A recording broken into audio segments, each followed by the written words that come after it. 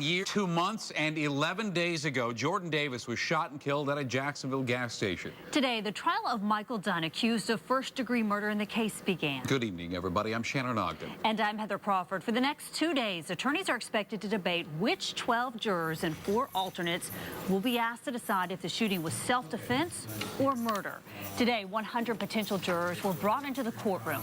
The judge excused 36 of them. Now, the public and the media were barred today from the courtroom where those potential jurors were being questioned. A room right across the hall was set up for the media to listen to an audio stream of jury selection, but at times it was very difficult to hear just what was being said.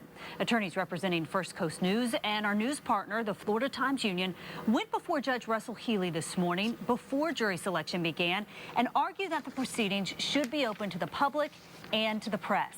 Attorney George Gable with Holland and Knight says the Supreme Court ruled years ago that all criminal trials are to be open to the public. And our fight to preserve the public's right to know is continuing.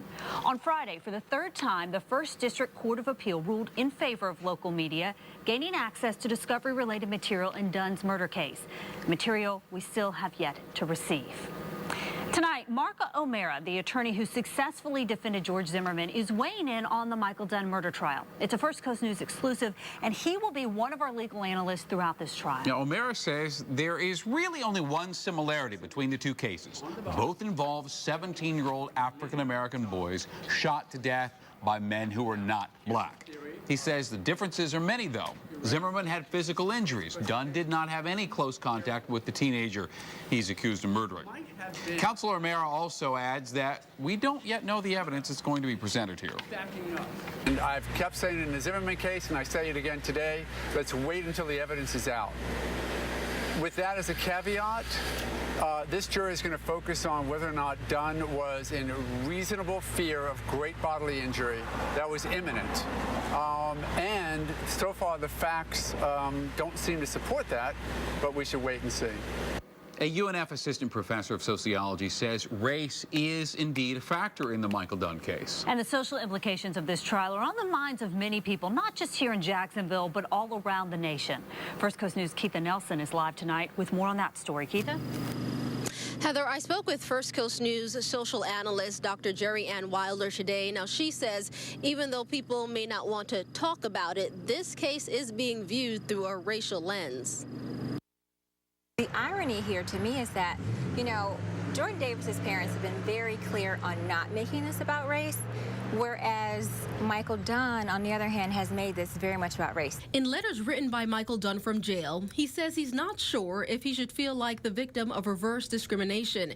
He goes on to say, quote, "The blacks seem to be calling the shots in the media and the courts." To me, it's really interesting that the tables are turned and people still don't see that as something that's being very much racialized. Assistant professor of sociology at the University of North Florida, Dr. Jeffrey Ann Wilder, says Dunn is painting a clear picture with his letters. In one sent to First Coast News anchor Heather Crawford, Dunn wrote, quote, "This case has never been about loud music. The case is about a local thug threatening to kill me because I dared to ask him to turn the music down."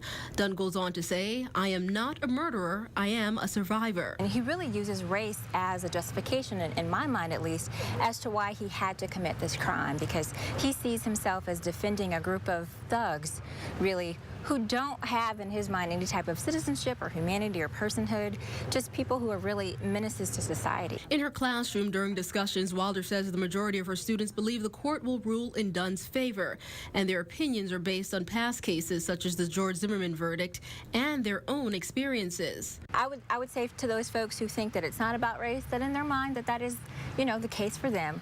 But you can't ignore the very large number of people whose life is about race on a regular basis.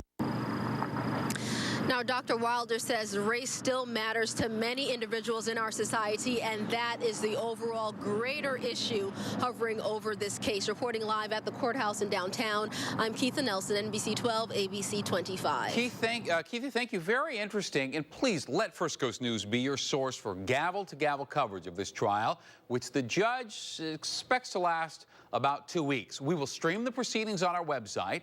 Our team of reporters will be tweeting from inside the courtroom, and our expert analysts will be breaking down the trial for you each night at 7 o'clock on ABC 25. And that's just part of our team coverage. You'll